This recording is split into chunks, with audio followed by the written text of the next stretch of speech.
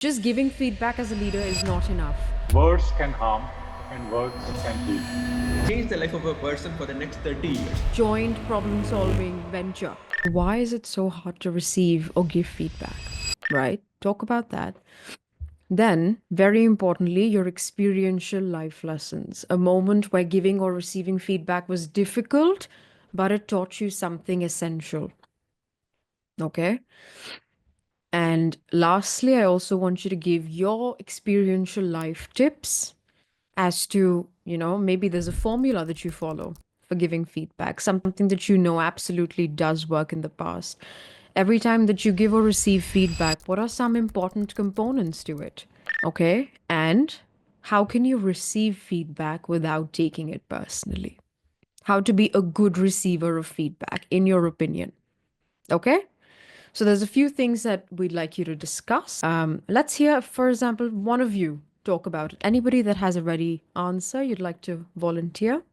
Perfect. Ashwini, sir.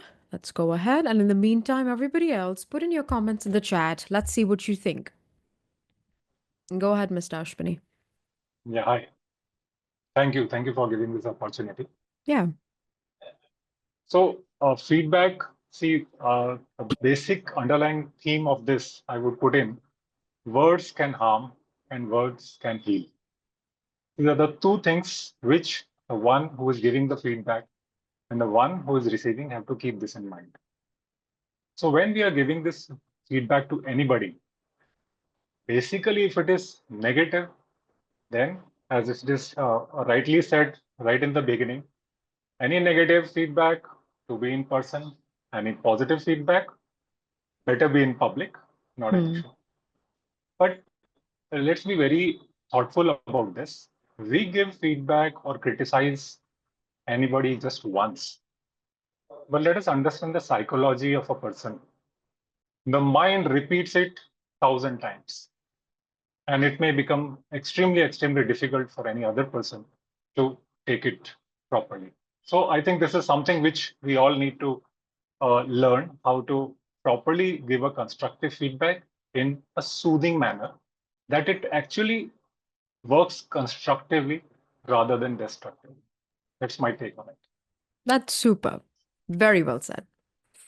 Okay. Thank you. Srinath, what are your thoughts?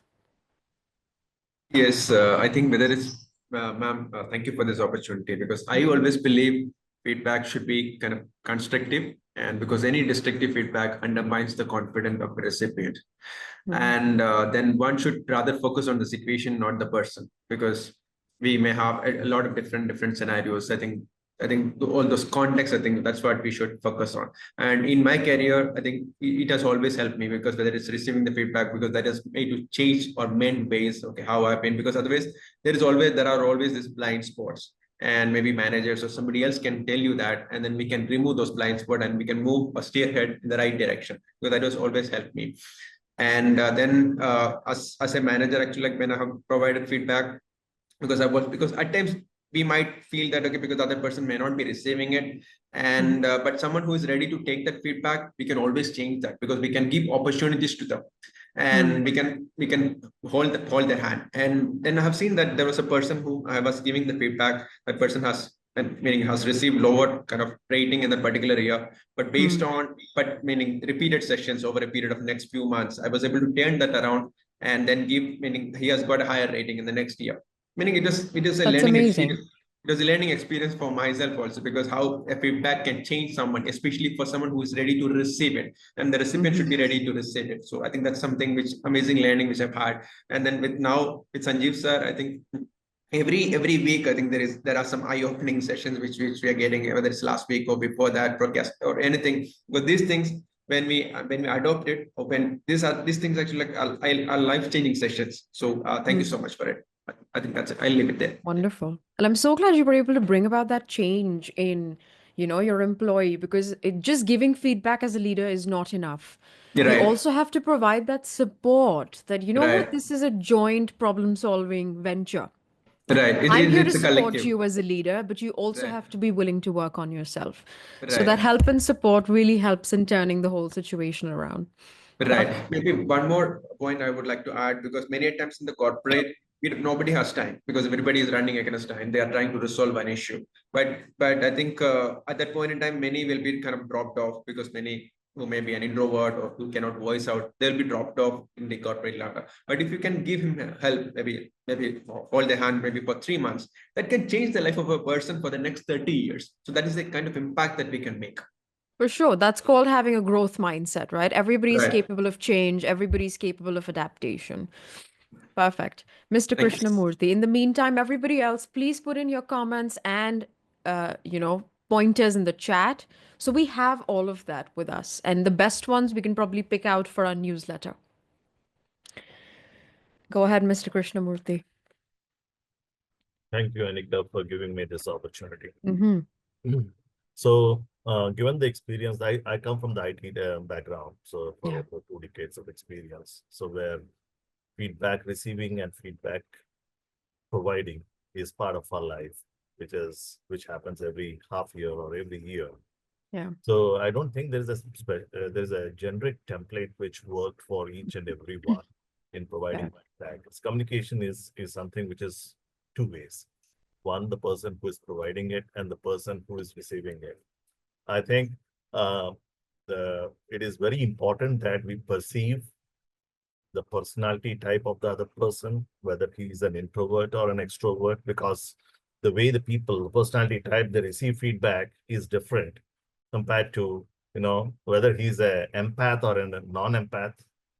So these things do definitely, have a significant impact in perceiving or receiving in feedbacks.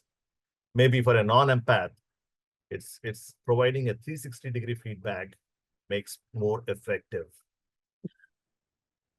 And the same would Absolutely. not work for a sensitive or an empath because he feels that he's been exposed to the whole world about all his weaknesses, right?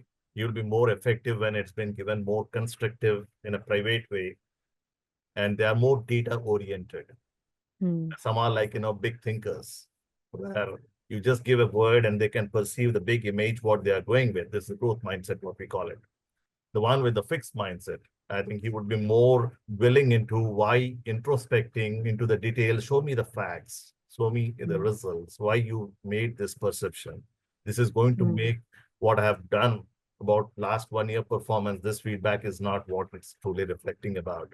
I think it's the net, what I'm trying to say is there's a personality trait also to it, the way the extroverts receive versus the introverts, where the empaths versus the non-empaths. Similarly, a detail-oriented versus the big thinkers. So we need to keep these dynamics into play before we give or receive feedback.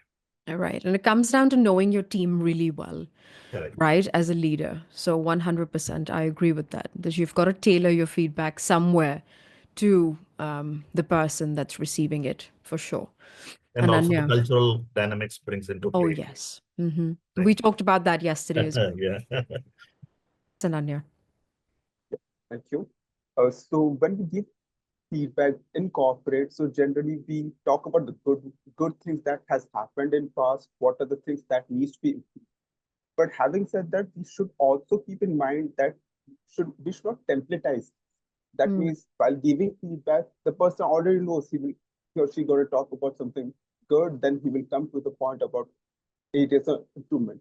So let's try to do it. I know it's a lot of activity, but let's try to be more empathetic while doing it and look at a bigger picture. It's not we are trying to fix the person in the bell curve, but it's more like a social improvement, like how others were telling. It is like trying to fix a long-term problem, and it is good for.